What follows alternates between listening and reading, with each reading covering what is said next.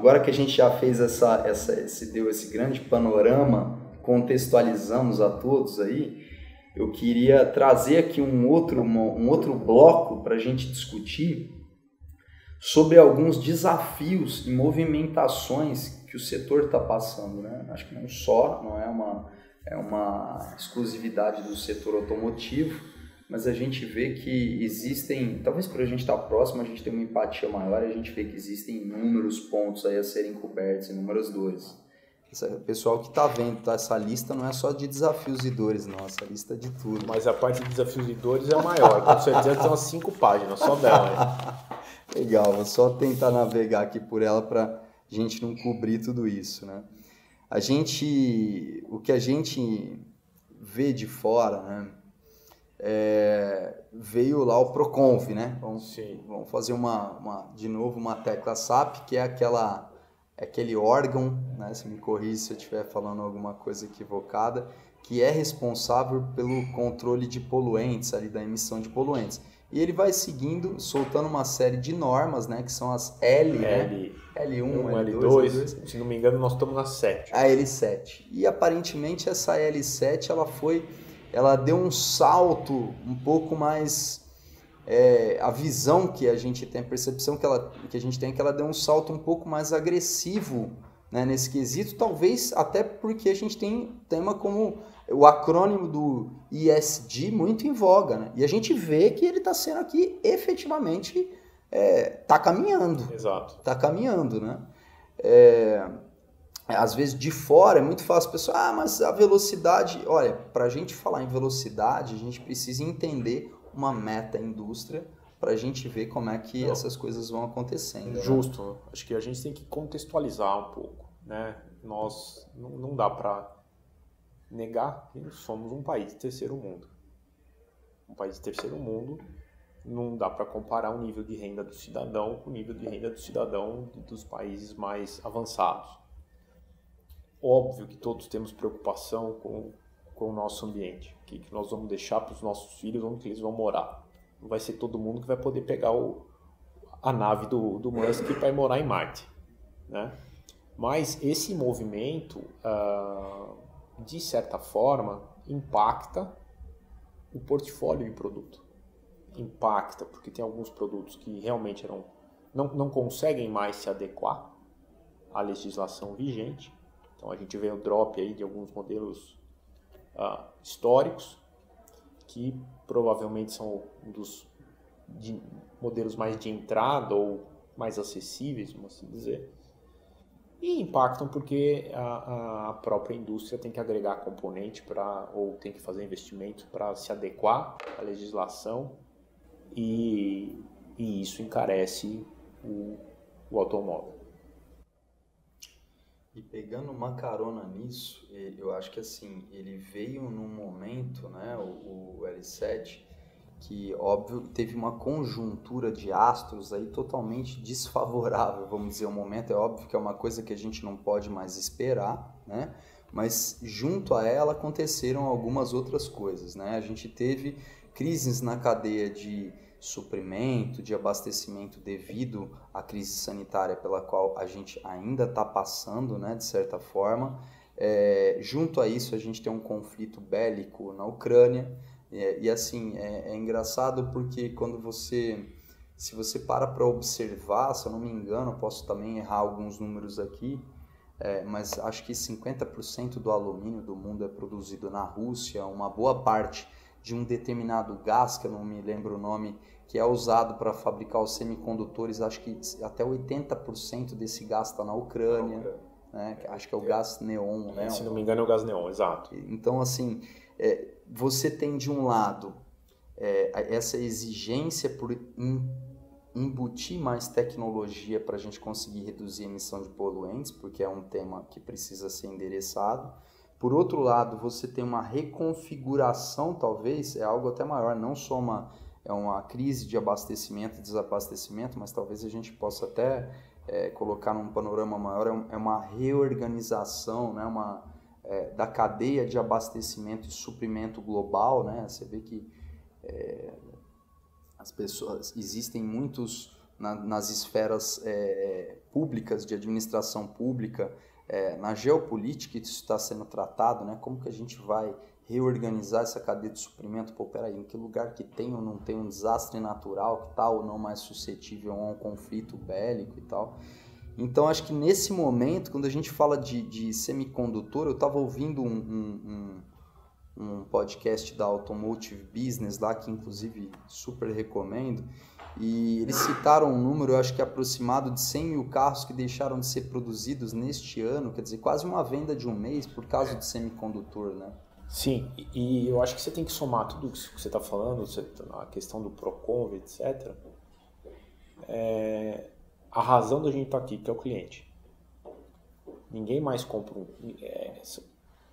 cliente demanda um carro conectado. O cliente quer pegar um carro e espelhar o conteúdo do celular dele na tela.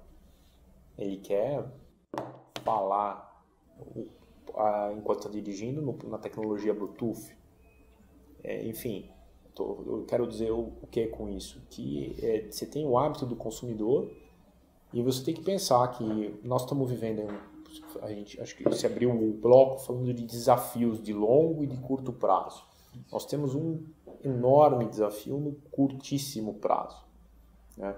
Toda essa questão que você falou da quebra das cadeias de suprimento, vamos assim dizer, por todos esses fatores já enumerados, ocasionou uma elevação monstruosa, não sei se é essa palavra, mas uma elevação gigantesca no preço dos veículos. Sim, né? sim. Combinado com o tópico anterior de Procon, que alguns veículos também saíram de linha, o ticket médio do dealer quase que, eu não vou falar dobrou, mas cresceu uns 60%, 70% em alguns momentos. Então esse já é um primeiro ponto, porque nós estamos vendendo carros mais robustos ou com mais conteúdo e para um público que pode comprá-lo reduzido vis-à-vis o que era no pré-pandemia. Exatamente. O mercado brasileiro, em 22, que a gente abriu o ano achando que seria, sei lá, 20%, 30%, até tinham projeções melhor do que 21, ao que tudo indica, se bater 21 tá bom. Porque nós estamos enfrentando aí, obviamente, tem uma combinação de preço versus poder de compra e também existem alguns segmentos, podemos falar do agro, que tem uma demanda reprimida, não tem carro para atender, né?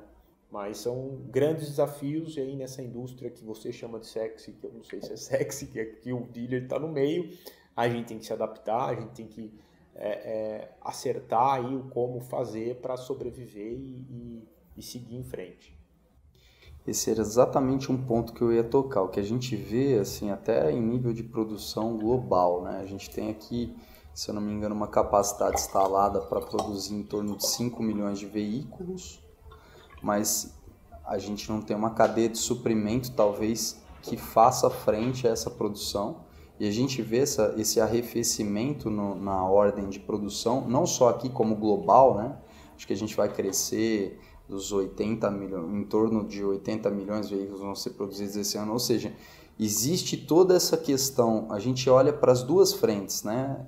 Assim, quando a gente olha para a cadeia de suprimento, existe essas dificuldades que a gente tratou. Quando a gente olha para a cadeia de distribuição e olha, aí acho que não é uma exclusividade do Brasil, mas aqui eu vejo cenários que são bastante complexos. Você tem um aumento da Selic, você tem uma perda de poder de compra do consumidor, não só pelo aumento da Selic, mas por outros índices inflacionários que vêm fazendo com que a gente consiga, enfim, que desvalorize o nosso dinheiro.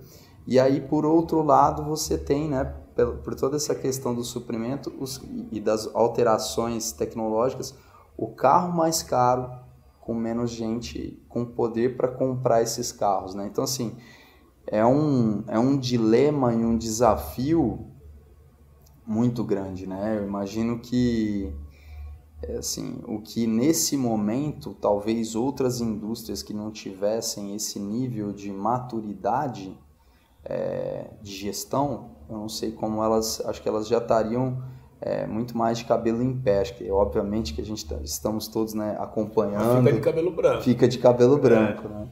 Mas é isso que a gente está... Mas eu acho que o desafio é estar sempre conectado com o que está acontecendo e tentar achar o caminho, né?